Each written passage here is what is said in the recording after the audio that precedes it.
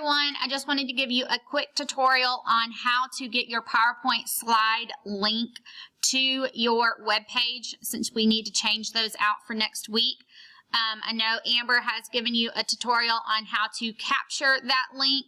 Make sure when you click on the share button on your PowerPoint that you are getting a link that is viewable to anyone with the link. Again, viewable to anyone with the link. Then you're going to come over to our website, pes.carrollcountyschools.com. You're going to click Log In. Okay. Log in. In this drop-down menu right here, click on My Pages. Click on your name.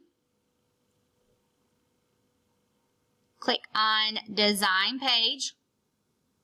Okay, then it's going to push you out to your page. Okay, at the top up here, you want to click on Edit Page. Click Continue. And then from here, you're able to scroll down to your black digital learning button. From here, you'll hover over your digital learning button. Click on the gear for settings. And right here where it says link, this is where you're going to change out your PowerPoint link, okay?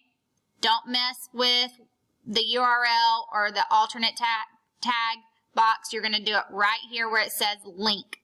So you'll erase that link that's in there, post your new, copy and paste your new link in, click Save, okay? Then you're going to scroll to the top and click Publish. Make sure you click Publish. Once you're done, if I were you, I'd go ahead and log out, okay? I would log out, close it out, make sure you close this page out too, log everything out to push you back to the website, and I would just double check my link if I were you. Go back in, double check that it's going to push you out. Click on your name.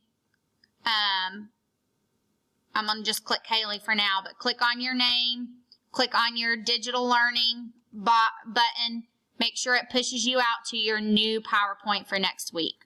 If you guys need anything, you have any further questions, please let me know. Hope you have a great Friday afternoon and a wonderful weekend. Talk to you soon. Bye.